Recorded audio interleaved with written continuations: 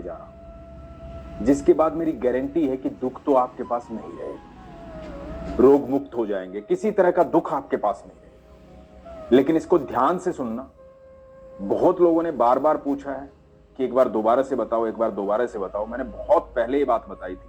आज ध्यान से सुनना और इसको आजमाना, देखना, फिर दुख भाग जाएगा। हरे कृष्ण दोस्तों, मैं हूं अनुज शर्मा। तो सबसे पहले तो आपको बताता हूं कि दुख जाता कैसे। दुख की एक खासियत होती है, दुख कभी अकेला नहीं आता। दुख आता है ईश्वर को साथ लेकर आता है, और इतना भोला होता है कि उसको पता नहीं होता कि मेरे साथ ईश्वर चल रहे हैं। यदि सामने वाले ने ईश्वर पर विश्वास कर लिया तो मेरी मृत्यु निश्चित है। इतना भोला होता है दुख। तो पहली चीज तो आप ये समझ जाओ कि आपको ईश्वर पर विश्वास करना होगा, क्योंकि आपकी जो मुस्कुराहट है वो दुख का अंत कर सकती है। दुख कितना भी शक्तिशाली हो, बस आपको मुस्कुराते हुए उस समय को गुजार देना है। अब जो मैं उपाय आपको बता रहा हूं, इस उपाय को करना हो तो उपाय को ध्यान से सुनना।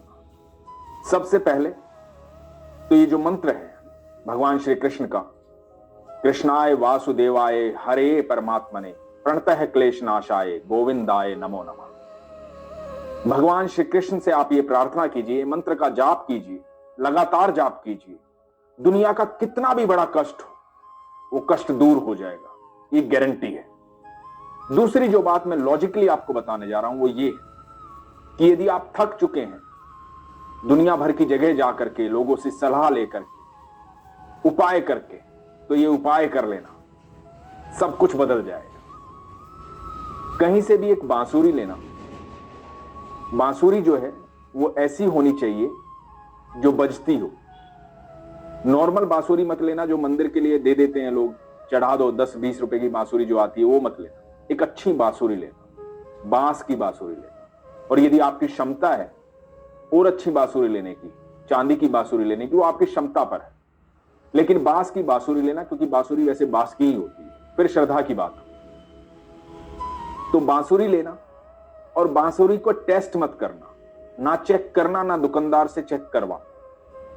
उस बांसुरी को लेना, मंदिर जाना, भगवान श्री कृष्ण के किसी भी मंदिर जो आपके आस पड़ोस में कहीं भी भगवान श्री कृष्ण का मंदिर है, उस बांसुरी को लेकर जाना, भगवान के सामने अपने मन की बात रखना, जो भी आपके मन में चल रहा है, जिस भी दुख से आप गुजर रहे हैं, जिस भी समय से आप गुजर रहे हैं, वो बात अपने मन में कहना भगवान से प्रार्थना करना कि भगवान मेरे सारे कष्टों को दूर करो। उस बांसुरी को भगवान को अर्पित कर, अर्पित करने के बाद वहां से आप चले आना।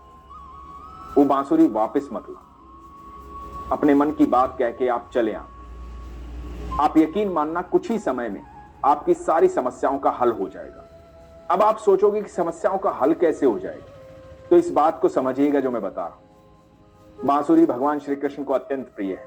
बांसुरी एक ऐसा वाद्य यंत्र है, आप दुनिया में किसी भी व्यक्ति को यदि आप देंगे तो उसे लेगा और सबसे पहले उसे फूंक मारेगा, चाहे उसे बजानी आती हो या ना आती, लेकिन वो उसे फूकेगा जरूर।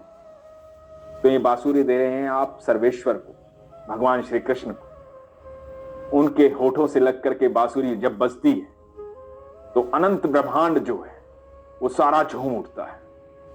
तो जब भगवान को आप ये बांसुरी देंगे और भगवान आपके नाम की बांसुरी बजाएंगे, तो जितने भी नक्षत्र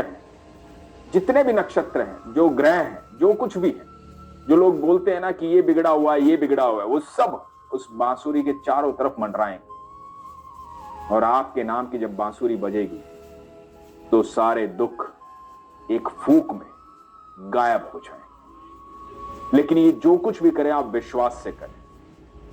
एक ही बार करना है, ऐसा नहीं है कि आपको लगातार जाके बांसुरी देनी है, एक ही बार करना। ध्यान से सुनिएगा इस बात को। तो एक बार जाइए, मन से बांसुरी दे के आइए, उसके बाद विश्वास रखिए कि आने वाला समय आपका बहुत बेहतर होने वाला है।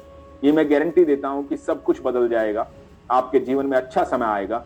दूसरी बात है आपके प्रारब्ध।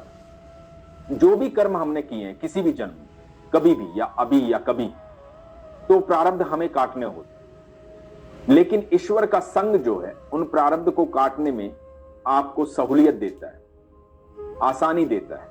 क्योंकि ईश्वर जब आपके संग रहते हैं, दुख कितना भी बड़ा हो वो कमजोर हो जाता है।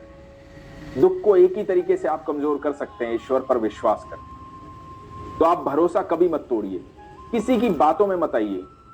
जब आप कमजोर होते हैं, आपका वक्त कमजोर होता है, आप दुखी होते हैं, तो लोग तरह तरह की सलाह देते हैं, लोग भिन्न भिन्न बातें करते हैं, ये कर ले, वो कर ले, ऐसा कर ले, वैसा कर ले। कुछ करने की आवश्यकता नहीं है, सिर्फ विश्वास रखने की आवश्यकता है। एक अत्यंत खूबसूरत प्रसंग आपको सुनाता हूं, ये सुनिएगा। इस प्रसंग से आपको समझ में आएगा कि कौन है कृष्ण और क्यों बातें करते हैं हम विश्वास की, और क्यों मैं कहता हूं कि वो सारे दुख हर ले। तो ये बात है महाभारत शुरू होने से पहले। महाभारत शुरू होने से पहले हुआ यूं कि भगवान 5 जगह मांगने आए पांडवों के लिए कौरवों से। भगवान ने कहा कि 5 जगह दे दो, तुम हस्तिनापुर चलाना, और वो 5 जगह पर अपना राज्य करेंगे, सब खुशहाली से रहेंगे, कोई दिक्कत की बात नहीं होगी, तुम खुश रहना, वो खुश रहेंगे, क्या जरूरत है आपस में झगड़ा करने। लेकिन शकुनी को यह बात सहन नहीं हुई। शकुनी ने दुर्योधन को कहा कि इसको बंदी बना ले, ये उनकी हिमायत लेकर आया है, उनकी तरफ से आया है, उनको हमारे राज्य से हिस्सा देना चाहता है। तो दुर्योधन ने बंदी बनाने के आदेश दिए। अब भगवान को कौन बंदी बना सकता? अनंत ब्रह्मांड के मालिक हैं वो। पहली बार भगवान श्री कृष्ण ने अपनी थोड़ी सी लाइट दिखाई, पहली बार ये बताया कि मैं हूं कौन और किसे बंदी बनाने जा रहे हो, तुम हो कौन। तो भगवान ने जब ये दिखाया तो सब चौंक गए। भगवान को कौन बंदी बना सकता था? भगवान अपनी बात कह के चले। जब श्री कृष्ण अपनी बात कह के चले गए तो कौरवों के राजा धृतराष्ट्र ने ज्योतिषी को बुलाया। चॉकलेट का